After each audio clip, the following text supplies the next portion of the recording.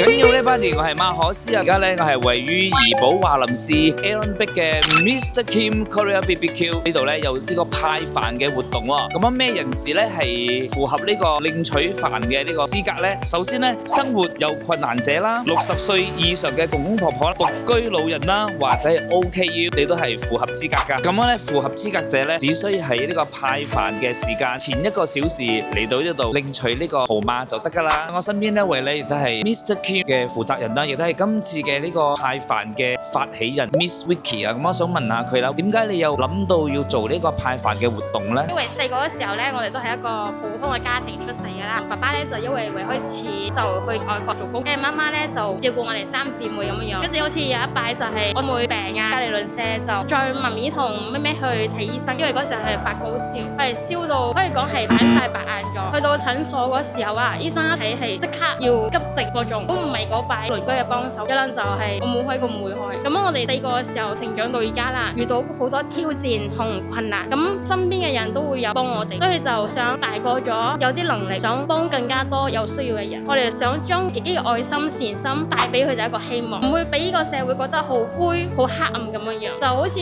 我哋派飯嗰度啊，我哋會知道就係有一個後生仔，佢媽媽同爸爸都有病嘅，即係講幾兄弟你照顧佢哋，佢哋可以講係食都成問題嗰種。有好多呢啲咁嘅家庭係需要我哋幫佢哋嘅，可能表面我哋係睇唔到，但係你深入了解係知道佢哋其實係好慘，需要我哋幫嘅。所以我先覺得而家係時候啦，所以我哋就將愛帶出去俾呢個社會。我想問下啦，呢個派飯活動咧，你做開幾耐啊8月尾咯就開始咗一個活動嘅。咁啊期間咧有冇面對咩挑戰或者係難題咧？一開始嘅時候啊，我哋係冇咁多規矩嘅，但係人人都可以拎，冇 set 到任何一個規矩。經過嘅人會覺得，咦，免費喎，嚟拎啦。跟住有啲咧就會講，我都係有需要㗎。其實你深入了解，其實佢係有啲能力嘅，因為我哋每一拜咧，我哋資金係有限啦，我哋嘅資源啊，任何嘢都係有限嘅。所以就係當前邊嗰啲有能力者或者係唔拎飯唔拎啦嗰啲心態或者貪心嘅心態嚟拎嘅時候，我哋派咗俾佢之後，佢哋媽咪即係需要嘅公公婆婆啊嚟到咯，佢冇排死咗。你嗰種心情就係我點解派咗俾前邊媽咪嗰啲冇得拎，但係我哋都會 extra 俾佢啦，因為每一拜我哋嘅能力係得50份啫，我哋唔可以派得太多，因為我哋能力都有限啊，所以就喺我哋慢慢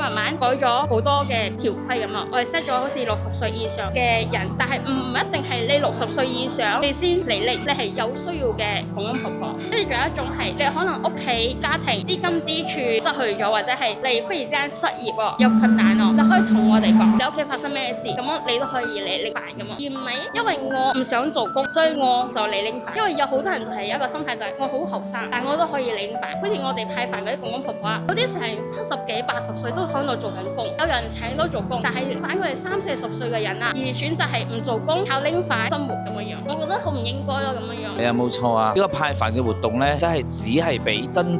正有需要嘅人。咁你有冇諗過咧，將呢個嘅派飯嘅慈善活動咧，會擴展到去邊一度咧，或者係更遠嘅地方，或者其他嘅地方咧？之前有考慮過嘅，但係因為人手嘅關係啦，跟住仲有就係我哋資源嘅關係，我哋係想做好呢度先，幫呢度嘅公公婆婆。之後如果係餐館啊穩定啊，我哋就會 extra 加大啲件數啊，或者揾到義工啊，跟住去派其他地方咁樣。因為可能有啲公公婆婆係嚟唔到嘅，有啲可能係腳啊有問題。因為之前有一個公公係負責幫嗰啲嚟唔到嘅公公婆婆係拎嘅，佢問我哋可唔可以俾佢咁樣，所以想派俾嗰啲屋企出唔到門嗰啲獨孤老人啊，或者係殘疾人士啊嗰啲，因為有好多啲人我哋係唔知佢喺邊一度。冇錯，呢份嘅善心咧，呢份嘅溫暖咧，真係值得我哋去學習啊！都非常嘅多謝你能夠為呢個社區所做嘅一切嘅付出 ，thank you， 多謝晒。如果係有任何嘅邊一位人士或者團體咧係有興趣參與呢個派飯活動嘅話咧，都可以同我哋嘅 Mr Kim 嘅負責人聯絡㗎嚇。咁咧有相關嘅呢個派飯嘅日期時間咧，都會喺呢個網站啦或者係報告板上邊咧會公佈㗎，大家可以密切留意。我哋下個影片見，拜拜。